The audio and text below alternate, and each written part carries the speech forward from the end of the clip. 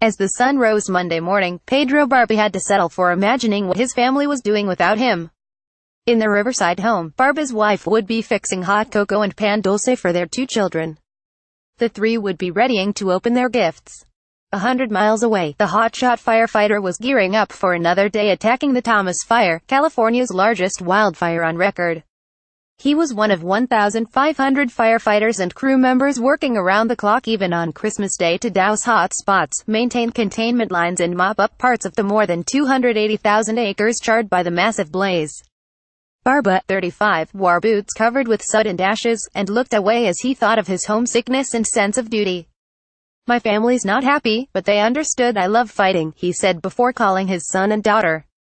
"Seeing them on a screen was not an option. If I do FaceTime, I'll cry myself," Barba said. "You want to spend Christmas with your family, but you can't. Not today." Holiday touches were everywhere Monday. Santa and Mrs. Claus, David Munger and Molly Williams of Los Alamos, greeted crews.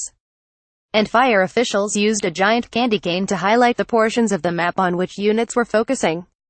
Since it ignited Deck 4, the fire has destroyed more than 1,000 structures, spread from Santa Paula to Ventura and wrapped around Ojai before pushing towards Santa Barbara and inland forests. The fire is mostly contained now and is not expected to grow. Pat Russell, deputy chief of the Anaheim Fire Department who is helping to supervise operations, said crews were focusing on Rose Canyon and Hartman Ranch, north of Ojai, as they kept for flare-ups. Patches of unburned vegetation, green islands, are expected to ignite but not to threaten containment lines or structures. Firefighters on the line said they were standing by as these remote swaths of land burned. The crews said they could feel heat wafting from the vast canyons. They worried that changes in wind could propel another round of flames. "It's like a sleeping dragon. Most of the time it stays asleep, but sometimes it doesn't," said Tim Price, a firefighter and fisheries biologist with the U.S. Forest Service. "This fire won't go out until we get extensive rain. Rain, however, will bring a new set of threats including mudslides, debris flows and flooding." The lanes carved out by bulldozers and containment lines built to help stop the fire could become powerful channels of water in a rainstorm, eroding soil and threatening the watershed of the Central Coast. Price and other firefighters with the Forest Service huddled over an incident map in the bed of a pickup truck as they strategized how to get crews into the remote wilderness near the summit of Pine Mountain.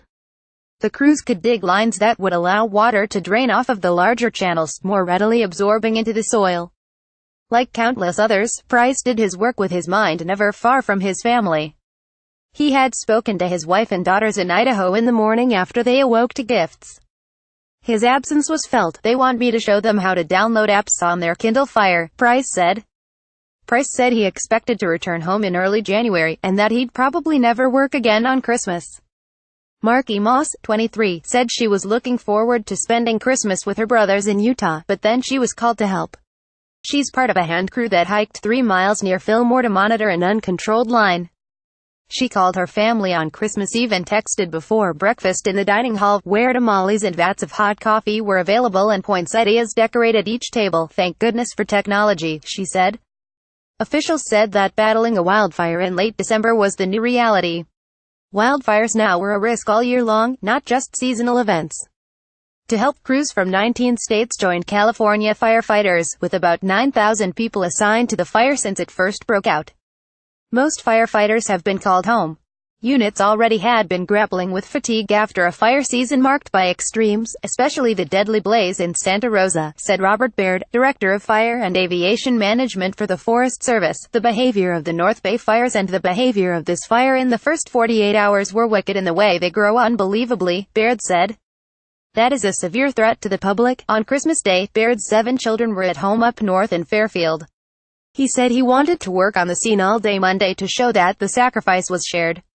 The season has been lucrative for firefighters. Many have more than 1,000 hours of overtime, officials said. Barba, the hotshot firefighter from Riverside, said he has clocked about 900 overtime hours. The potential rewards, however, come with grave risk. Corey Iverson, a firefighter from San Diego County, died battling the Thomas Fire. Barba's close friend and fellow firefighter Brent Witham died August 2 battling the Lolo Peak wildfire in Montana.